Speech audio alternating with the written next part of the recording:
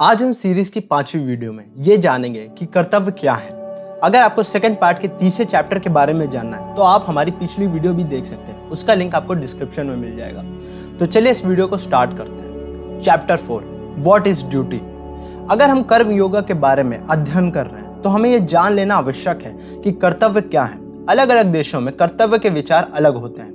मुसलमान कहता है कि उसकी किताब कुरान में जो लिखा है वह उसका कर्तव्य है। हिंदू कहता है कि वेदों में जो लिखा है वह उसका कर्तव्य है, और ईसाई कहता है कि बाइबल में जो लिखा है वह उसका कर्तव्य है। इन सब को देखने के बाद हमें ये पता चलता है कि कर्तव्य को लेकर अलग अलग विचार है, और विचार भिन्न व्यवस्थाओं, ऐतिहासिक अवधि और राष्ट्रों के अनुसार होती है। इसीलिए कर्तव्य की वस्तुपरक परिभाषा देना पूरी तरीके से असंभव है, पर फिर भी हम व्यक्तिपरक पक्ष से कर्तव्य को समझाने की कोशिश कर सकते हैं।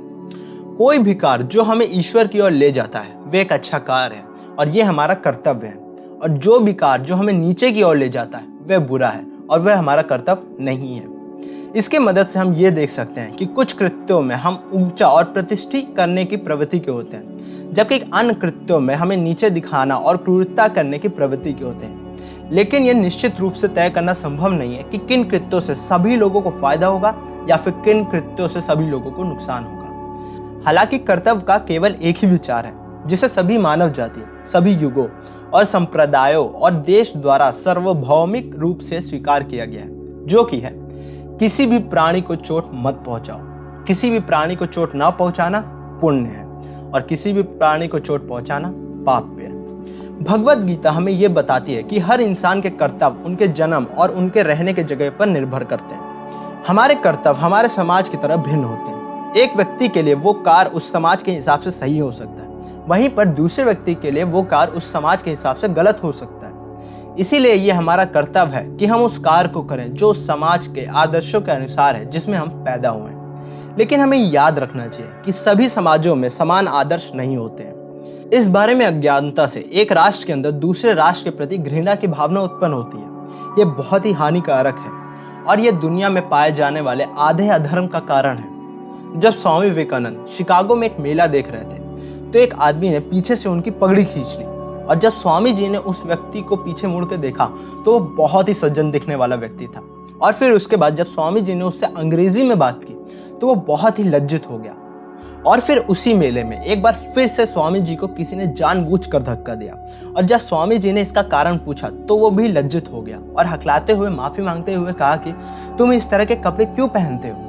इस घटना से हम ये पता लगा सकते हैं कि लोगों की सहानुभूति उनकी अपनी भाषा और उनके अपने पहनावे के दायरे में सीमित है। वह आदमी जिसने स्वामी जी से पूछा कि उन्होंने उसके जैसे कपड़े क्यों नहीं पहने, स्वामी जी के पोशाक के कारण उनके साथ बुरा व्यवहार करना चाहता था।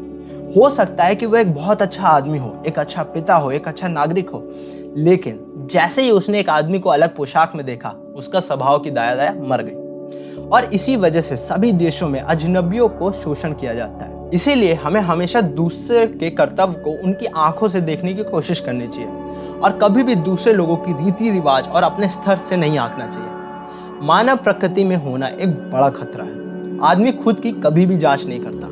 वह सोचता है कि वह एक राजा के समान सिंहासन पर बैठने के योग्य है। यदि वह उसका हकदार भी है तो उसे पहले यह दिखाना होगा कि उसने अपने कर्तव्य को अच्छे से किया, और फिर उसके बाद उच्च कर्तव्य उसके पास आएंगे।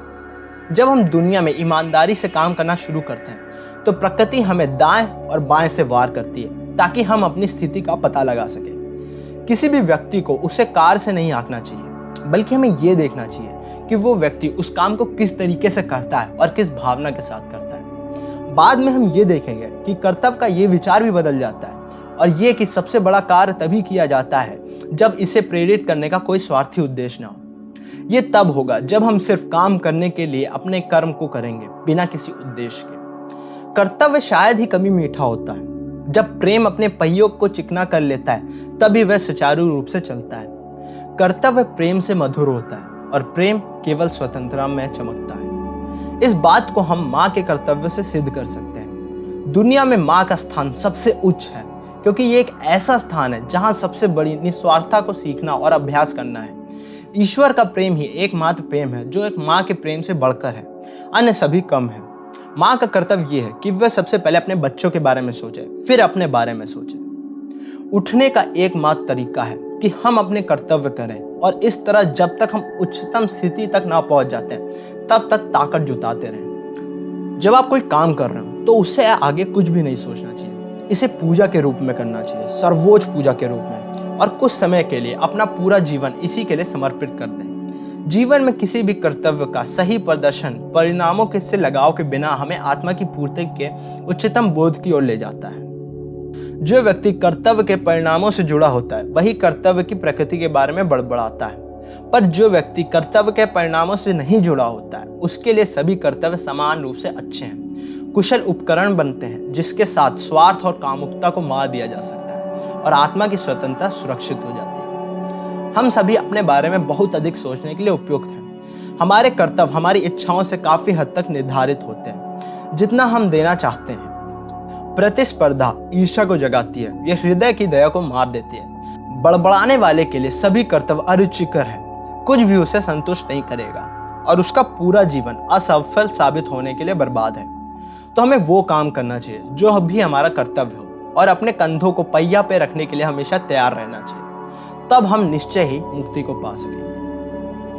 तो दोस्तों, आज के वीडियो को यहीं पे विराम देते हैं। अब हम अगली वीडियो में कर्म योगा के अंदर ये जानेंगे कि कैसे हम दुनिया की नहीं खुद की मदद करते हैं। तो अगले वीडियो को मिस ना करने के लिए सब्सक्राइब बटन को दबा दीजिएगा।